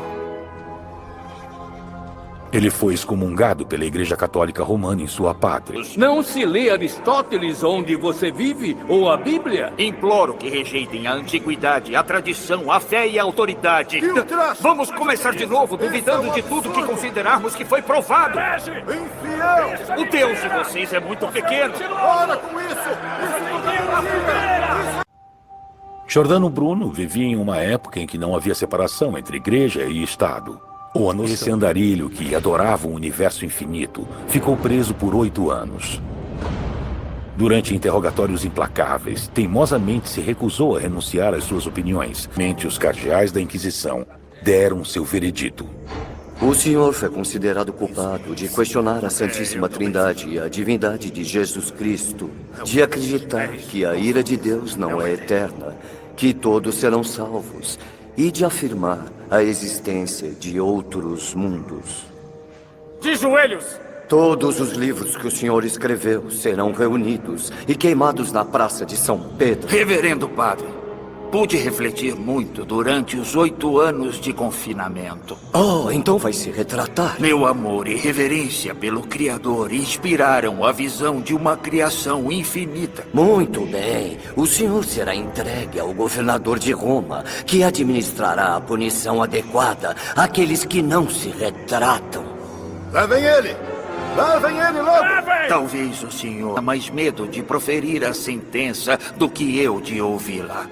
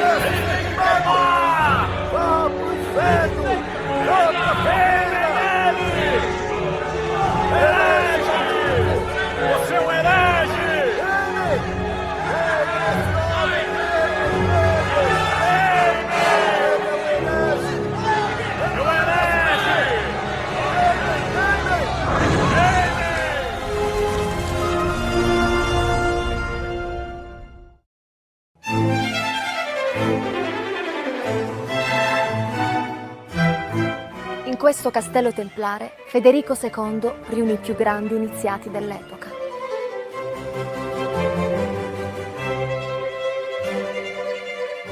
In questa città si sono stampati i più grandi testi dell'esoterismo occidentale. In queste terre visse uno dei filosofi più importanti del Seicento, Giordano Bruno.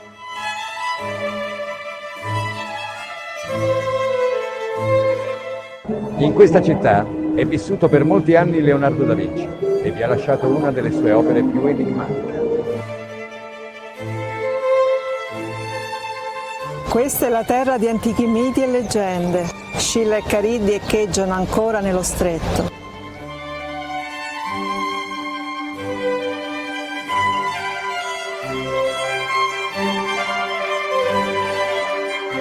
Picco della Mirandola, Cosimo dei Medici, Marsilio Ficino sono alcuni dei grandi pensatori vissuti qui.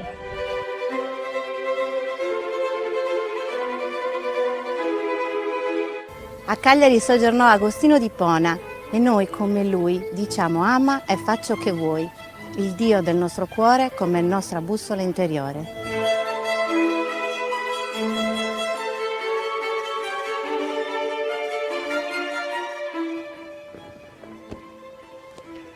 Carissimi fratres, carissime sorores, vi aspetto tutti a Roma nel 2019 per continuare insieme questa meravigliosa storia.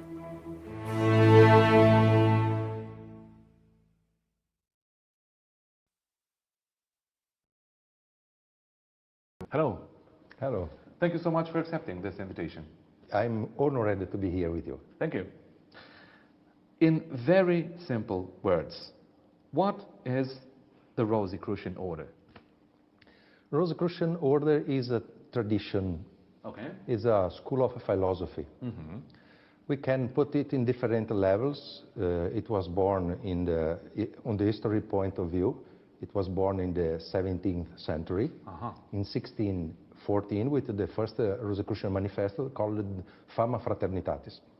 So we can put our origin in this period of history in Germany. But we also talk about a tradition origin, and we talk about the ancient Egypt in the 18th dynasty. So there are these two levels, and obviously we talk normally about the historic aspects. We are a school of philosophy, as I said. Our most important aspect is to know ourselves. It's something that philosophers has been saying along the history of humanity. And we have our own tradition, own path to give to members the tools to achieve this goal. Which is the purpose of the Rosicrucian order? As I said, when you start to feel inside some important questions, when you start to feel that life can't be only what you see, your work, your life, everyday life, and you feel that maybe there is something more, because we start our life with this incredible mystery when we appear in this world with this breath, no? When we're born, and then the last thing we do is when we finish our experience in this world. Between these 2 points, there is our history, there is our experience, and in some points of this history we can feel that life is not only this, and we are made in different levels. We are made of not only by matter, but we are made of maybe with energies or things like this. So we start with questions. When we start with questions, we want answers. Rosicrucian path is a way to find our own answers. Because everyone has his own answer, even in the religion. The God is not the same for everybody. Right. The words and the texts, the interpretations are not the same for everybody. Sometimes it's fundamentally different. Exactly. Why the cross is one of the two fundamental symbols that you identify with? Interesting question. If we made a research about the cross, we will see that the cross was born before Christianism. If we look, for example, at the ancient Egypt, we will find crosses around all Egypt. 3,000 years old, sometimes more. So the cross in this sense, for us, is not a religious symbol. We can interpret it, we can give it to this symbol different meaning, but I would like to use this one. Imagine that the cross is a symbol of man, us. So you refer to the human body. The human body. And in the middle of this cross, we have a rose. Right. And it symbolizes the soul aspect, the inner aspect of the human. So the rosy cross is a symbol of a man, a complete man. The body, the material aspect, and the spiritual aspect. So nothing with religion, not related to religion, because as I said, the symbol is older. Who was Christian Rosenkreuz? Can we talk about a real character, a real human being? Is it a fictitious one? Who was Christian Rosenkreuz? Christian Rosenkreuz appeared the first time in the history in the Fama Fraternitatis, as I said, 1614. Then appears again in the second manifestos in the 1615, called the Confessio Fraternitatis.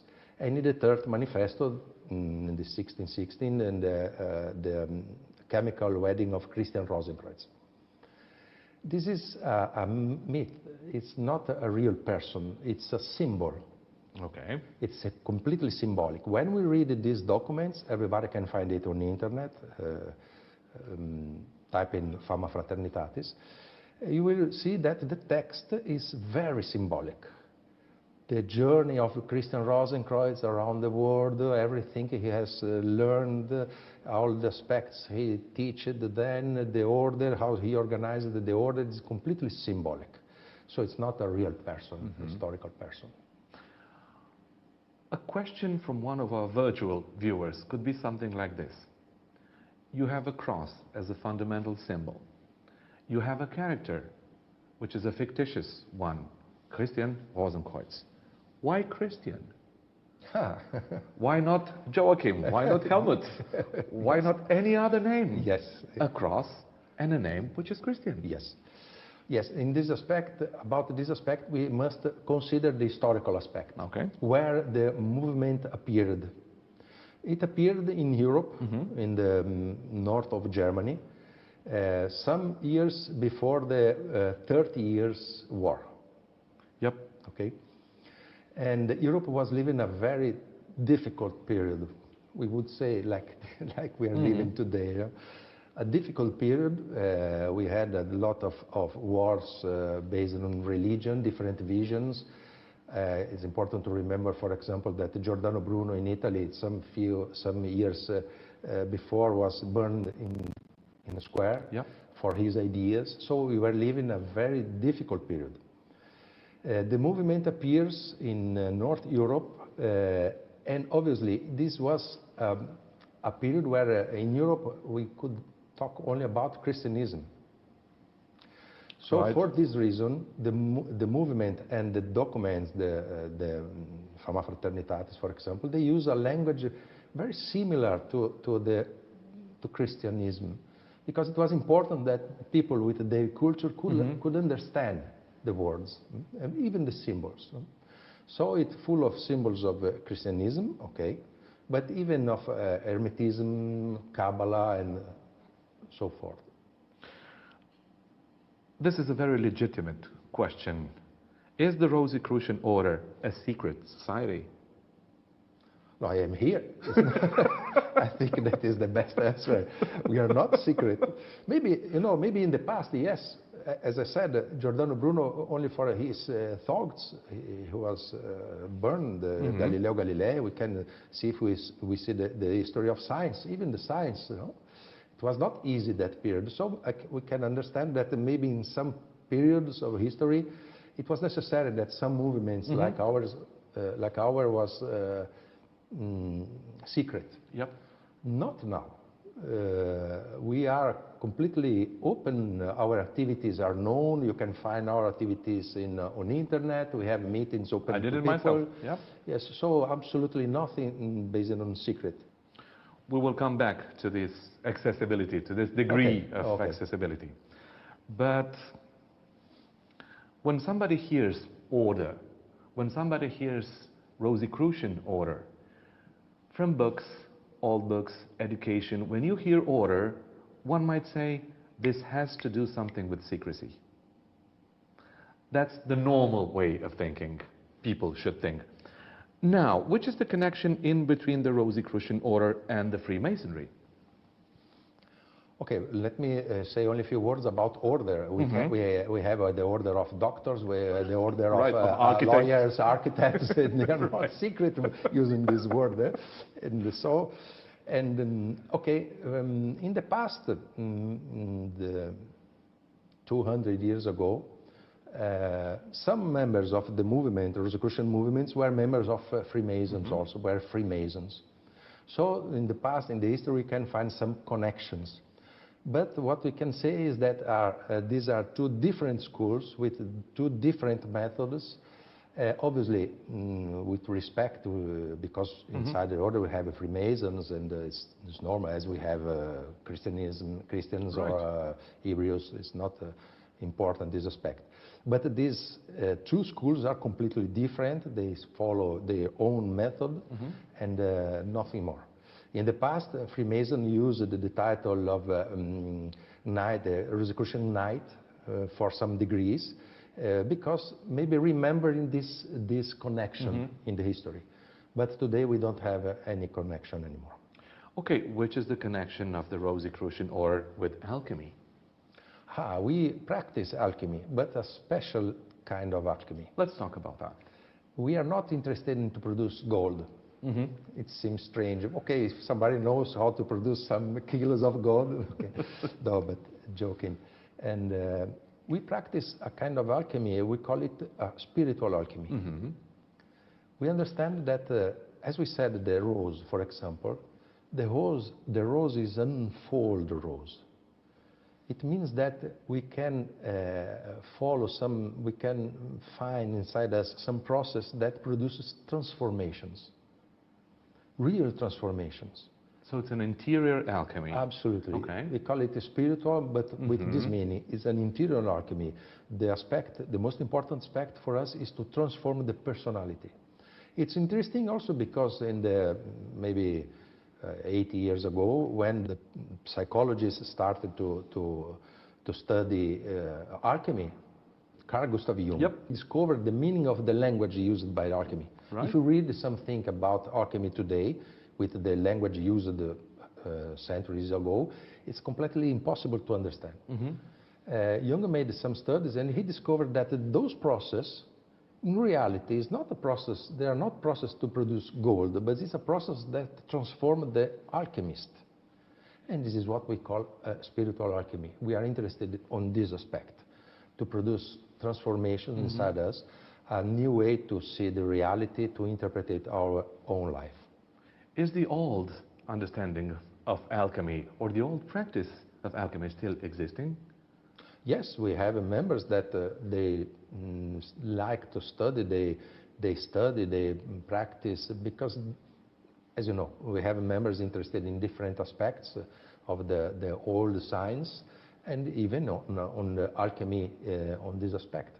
Alchemy, you know, who study chemistry, for example, I studied chemistry. A chemist? Yes, in the university they teach us that alchemy is the origin of chemistry, and you can imagine those old men in their laboratory trying to produce gold, transform a lead on gold. It was an absurd. Today we know that it's not an absurd anymore, because it's possible to transform one atom in another. Okay, it's possible. It costs energy, but it's possible. But the most important was that their goal was not only to make gold, but they produced a lot of substances, acids and salts, not known in that period. So they made a very important discovery for chemistry also. What could you answer in very simple words if, let's say, a practicing Christian could meet you and told you something like this: your beliefs are clear heresy? What would you answer? Oh, interesting. If we check even the history of religions, we will see that the religion was not the same 100 years ago or 1,000 years ago. The religion has been changed also. So what is heresy? A different way of thinking? Yes, if it's an heresy, I would say yes, it's an heresy. But for us, it's important the tolerance. I accept that you have a completely different thoughts, and it's normal for me. I consider it a value. It's an absurd if everybody repeats the same words, have the same thoughts. I think it's an absurd. We know the experience we had in the history. It's terrible. Right. I think that is a big value if every man, every woman can develop his own thoughts in freedom. Women are permitted to be members of your order? Absolutely, absolutely. As you said in the beginning, we have this function inside the order called Grand Master. Grand Master for us is not somebody that is a special being that knows secrets. No, it's somebody that gives to the order a service to members for a period of his life. And we have in the world we have Grand Masters, women Grand Masters. So for us, absolutely normal. We don't make difference. Absolutely. Obviously, in the process of preparing this meeting, I did some reading, and I found out that the access to your order is very simple. I mean, you seem to be in a very open process of recruiting people. Why do you do that? Because your historical reputation is that of a very selective organization. Yes, we are still very selective organization, but we don't make the selection. The consciousness make this. What do you mean? It's very important. It's very important. We say, okay, there are 1,000 things that you can follow when you want to answer those questions. You can find the religions, movements, everything you want to. If you decided to become a member of Rosicrucian, you must be aware that you will have a contact with your own consciousness. You will start to hear your inner voice. And this inner voice always will say to you what is good for you and what is not. This voice it will always say to you when you are doing something wrong or not. So we can't control person. It's not our interest, this aspect. Because we know that if somebody is sincere, his consciousness will talk to him and he will decide what is better. So we don't make this selection anymore in this aspect. But at the same time, we must say that we are not a big number organization. For this reason also, because sometimes it's not easy to stop in your life. We are always running, we have the work, we have a lot of problems to solve, and then suddenly you have to stop 1 or 2 hours in a week to meditate, to hear this voice, to start to read your life. It's not easy. What will you answer to one of our virtual viewers who could think something like this? Well, this Italian grandmaster, as a new imperator, speaks very interesting things. Rosicrucian order sounds very interesting. I will go there because maybe I will gain a very important social position. I will have a lot of influence. I will have some extra powers, very different from a normal human being. That's my place. What would you answer to that? So, as I said, it's impossible for us to read what is written in the human heart. I can't say, oh, you are honest, you are sincere. I can't. It's not in my... But what I can say is that if somebody thinks in this way, they will not stay in the order. Because soon they will see that it's not our goal. We are not interested in this aspect, absolutely. We are interested in spiritual alchemy. We are interested in to develop a sort of fraternity based on tolerance, comprehension, and it is not easy. It doesn't give power to man, absolutely. And we know we are living in a period where these aspects are not so easy to live in our societies.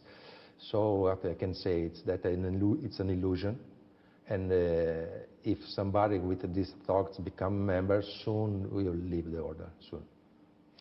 Okay, in one of your conferences, a very interesting conference, you talk about the origins and the forming of the universe.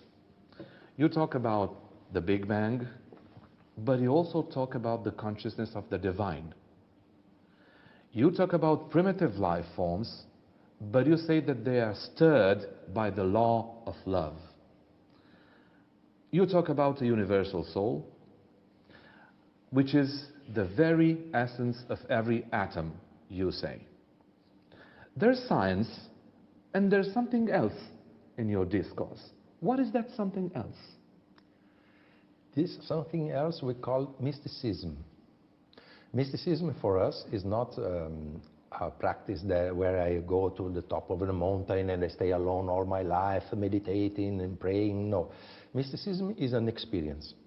And we can see this particular experience in different fields inside the human lives. For example, in the religion, we know, but even in science.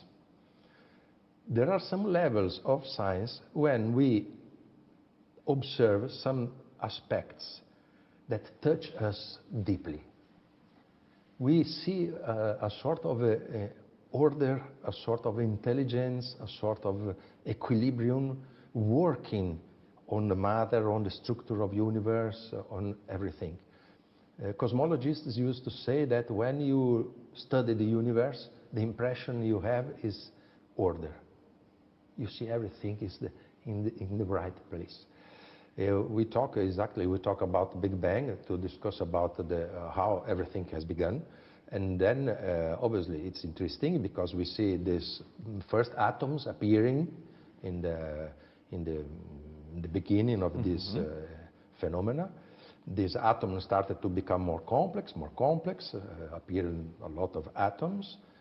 Then the planets appeared, the stars, so forth. Suddenly, these atoms are combined in a special structure, forming molecules.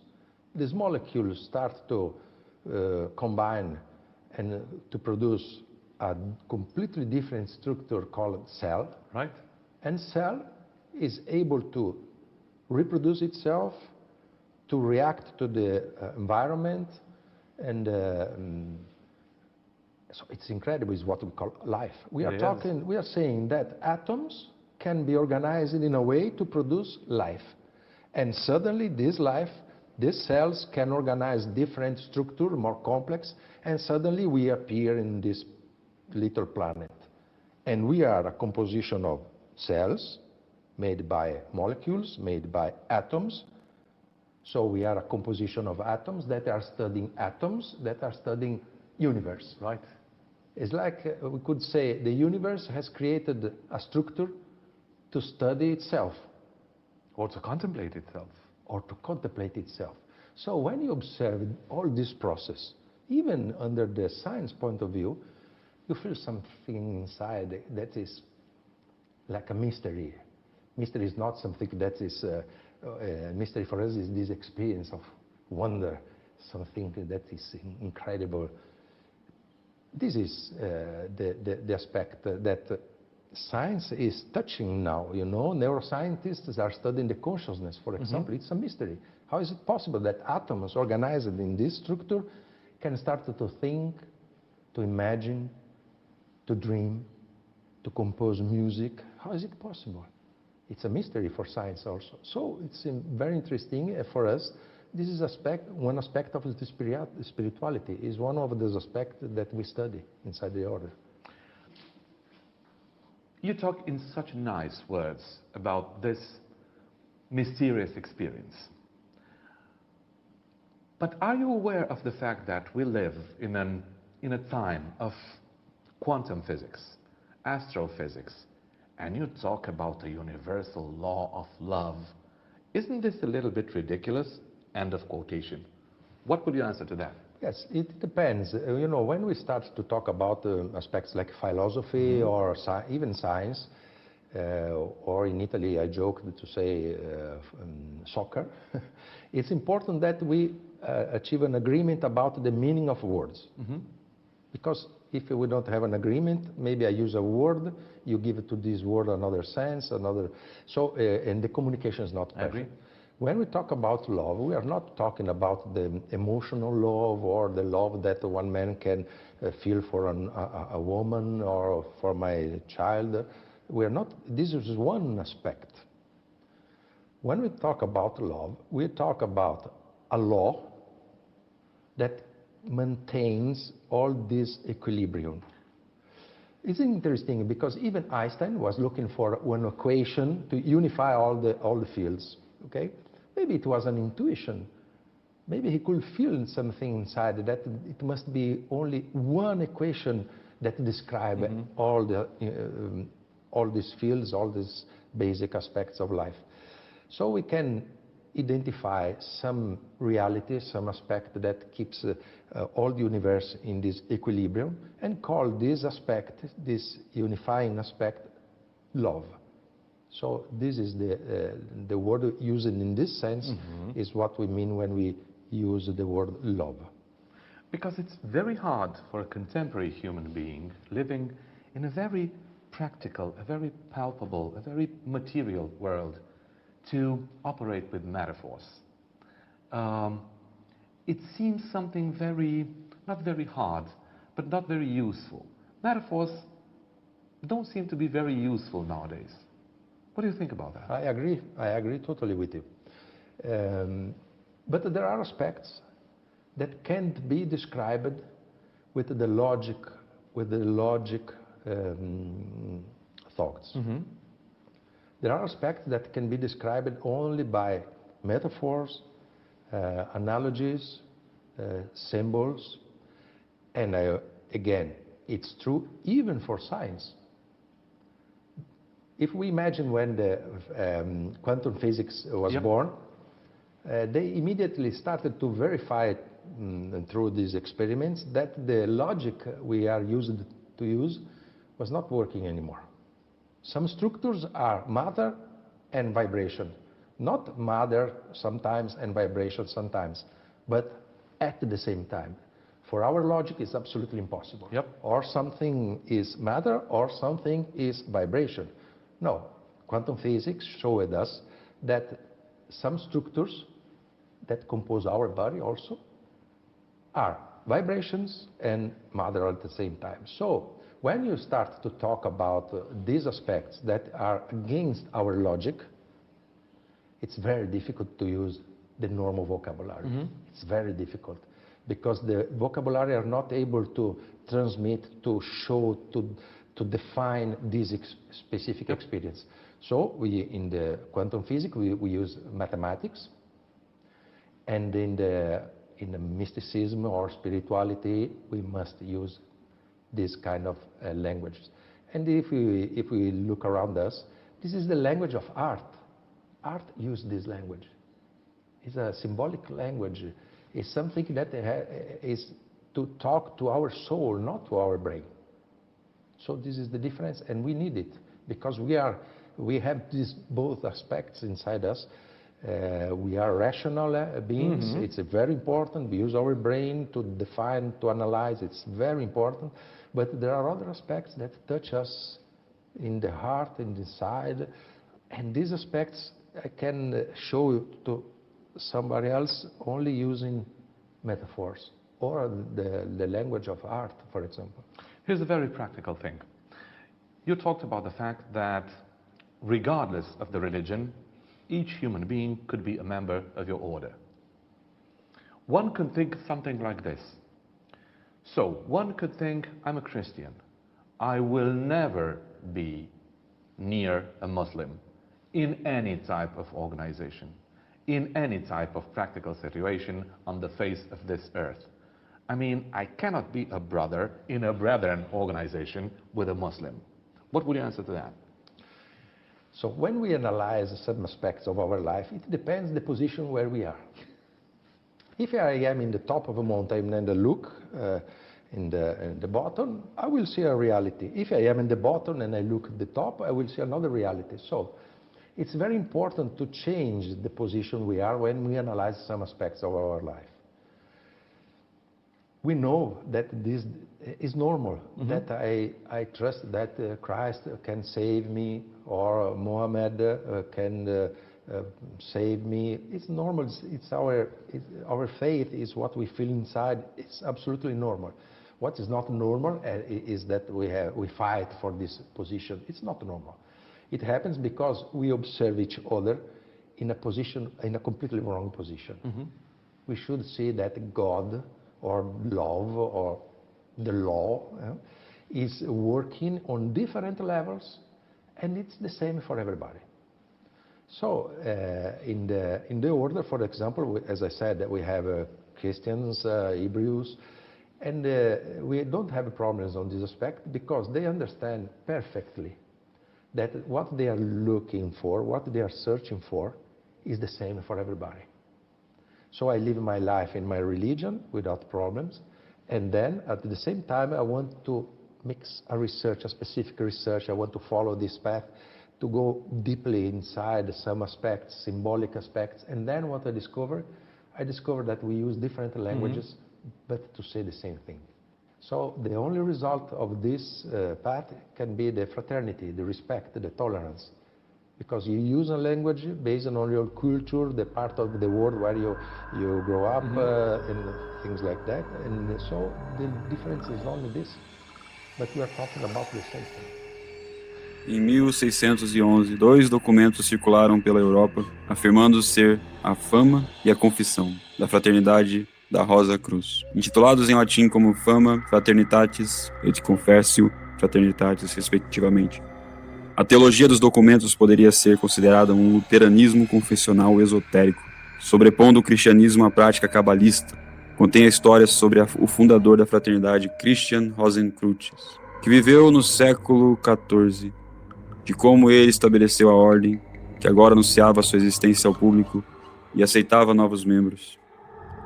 Ninguém sabe ao certo se havia uma Irmandade Rosa Cruz real naquela época, ou se os documentos são todos falsos. O que sabemos com certeza, porém, é que a ideia de tal fraternidade atraiu muitos intelectuais por toda a Europa, e alguns começaram por suas próprias ordens Rosa Cruzes. Isso acabou se tornando uma tradição por si só, às vezes de confissão cristã, outras vezes misturada com a mitologia egípcia antiga. A última forma, que é mais conhecida através como Ordem Hermética da Golden Dawn. Vários de seus ensinamentos particulares derivaram de uma loja maçônica irregular na Alemanha chamada Luz, Vida e Amor. O rosacrucianismo hoje atrai o interesse de muitos ocultistas. Alguns que o veem como uma filosofia, alguns que o veem como uma forma de misticismo e outros que o consideram a base de um sistema de magia. Existem também muitos grupos que reivindicam uma linhagem Rosa Cruz. Alguns que afirmam ser os verdadeiros sucessores de Christian Rosenkreutz e seus discípulos. Existem alguns grupos Rosa Cruzes com reivindicações de sucessão apostólica também.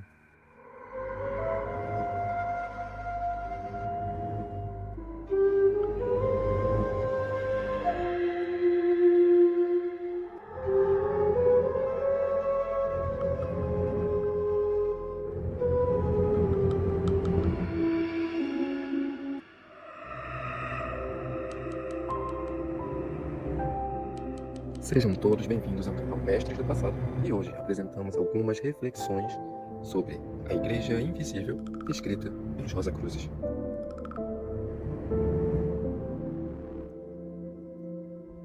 Por milênios, uma lenda tem sido contada, recontada e adaptada. Trata-se do círculo interno da humanidade, uma comunidade de irmãos mais velhos, os eleitos, santos, profetas e mestres, liderada pelo Rei do Mundo, que guia os passos da evolução e protege a raça humana. Entre os místicos rosacruzes e martinistas, ela foi chamada de Igreja Invisível, Igreja Interior, Alto Conselho, Cidadela dos Sábios, Mestres Invisíveis, entre outros. Devemos esclarecer inicialmente que atualmente muitos materialistas consideram tal ideia utópica, romântica e infantil, criada para inspirar os buscadores a um ideal irrealizável. Postulam eles que, tal como o mito da Era de Ouro da humanidade, a queda simbólica da alma e o apocalipse, a existência dos mestres seja uma alegoria misteriosa criada por uma esperança ilusória ou um esforço de colocar as nossas responsabilidades em seres mitológicos e metafísicos, ou até imaginários. É verdade que podemos interpretar a Igreja Invisível, os santos, mestres e orientadores como um arquétipo, ou uma busca simbólica por personagens e lições, criando uma ponte entre a consciência sensorial e objetiva e os arquétipos do inconsciente coletivo como um processo puramente mental e psíquico ou psicológico. Entretanto, não seria esse modo de raciocinar criado pela ilusão de uma separação entre a matéria e o espírito?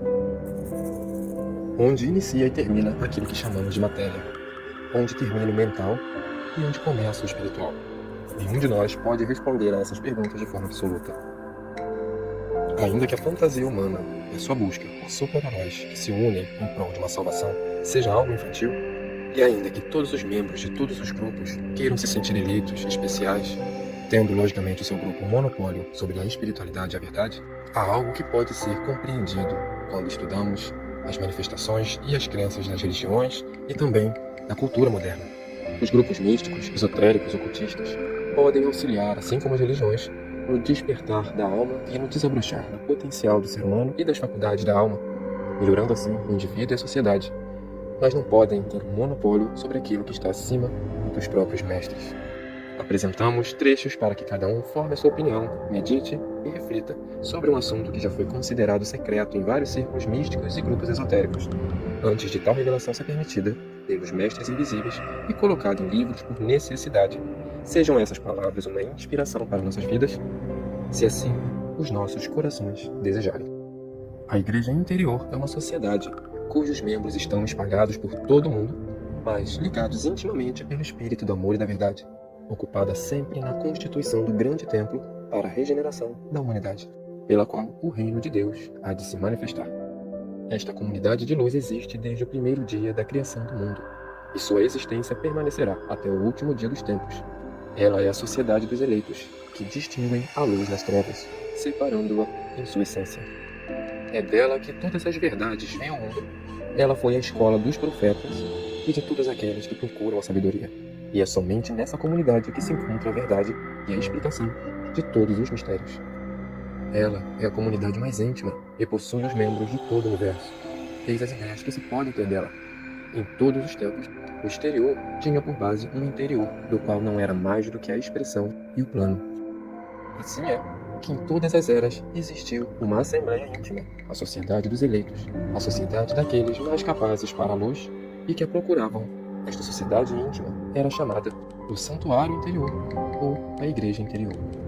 Todos os símbolos, cerimônias e ritos que possui a igreja exterior correspondem à letra da qual o espírito e a verdade se acham na igreja interior.